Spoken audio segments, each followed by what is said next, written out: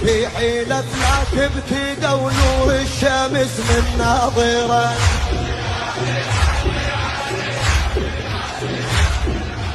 تنطيني الاكوان بعلي وسر الوجود بحيدره،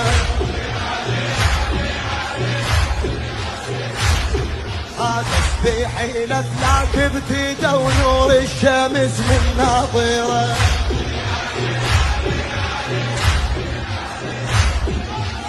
موسى انتخى وشق البحر صاح باسمه وعبره، موسى انتخى وشق البحر صاح باسمه وعبره،